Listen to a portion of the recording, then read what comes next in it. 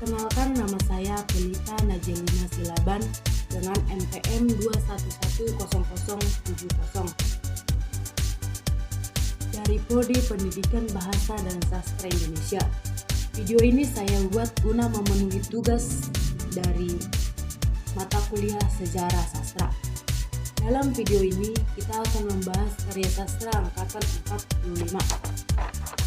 Sejarah karya sastra angkatan 45 dimulai pada tahun 1942 tepat pada tanggal 9 Maret tahun 1942, yaitu pada saat mengambil alihan kekuasaan Jepang di Indonesia. Dan sejak tahun itu terjadilah perubahan besar-besaran revolusi kebudayaan.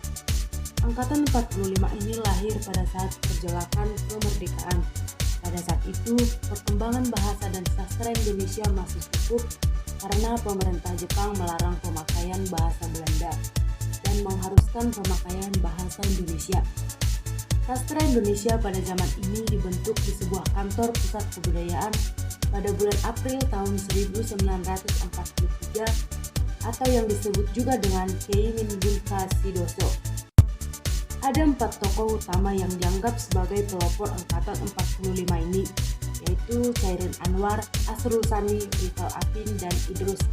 Chairil seorang individualis dan anarkis, Asrul aristokrat dan moralis, Rival Apin dikenal dengan nihilis, dan Idrus penuh dengan sinisme.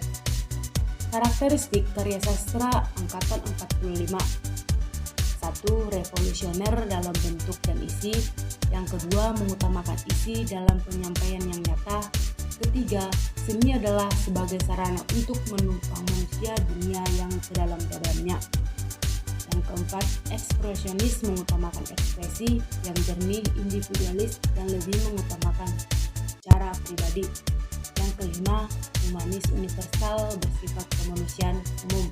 Yang keenam, tidak terikat oleh konvensi masyarakat. Yang penting adalah melakukan segala pencobaan dengan kehidupan dalam mencapai nilai kemanusiaan dan perdamaian dunia. Yang ketujuh, tema yang dibicarakan humanisme, sahala atau martabat manusia, penderitaan rakyat, moral, perang dengan keroncong perut lapar. Selanjutnya tentang ciri-ciri angkatan 45, yaitu 1. Terbuka. Yang kedua, pengaruh unsur sastra asing yang lebih luas. Yang ketiga, corak isi yang lebih realis dan naturalis.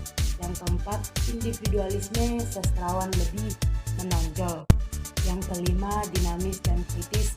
Yang keenam, penghematan kata dalam karya ekspresif. Yang ketujuh, sinisme dan sarkasme. Yang ke-8, karangan prosa berkurang, puisi berkembang. Karya-karya para tokoh utama pada angkatan ini yaitu dengan karyanya buku kumpulan puisi 3 Menguak Takdir, karya Chairil Anwar, Rival Apin, dan Asrul Sani. Karya sastra ini merupakan kumpulan syair dari Asrul Sani, Chairil Anwar, dan Rival Apin, di mana ketiga penyair tersebut mengungkapkan emosi dan perasaan yang berbeda-beda, namun masing-masing memiliki kesamaan mengenai suasana sebelum dan setelah kemerdekaan Indonesia. Ada juga novel hasil karya Idrus, yaitu novel pendek Surabaya tahun 1947. Novel ini menceritakan perjuangan merebut kemerdekaan berlatar di Surabaya.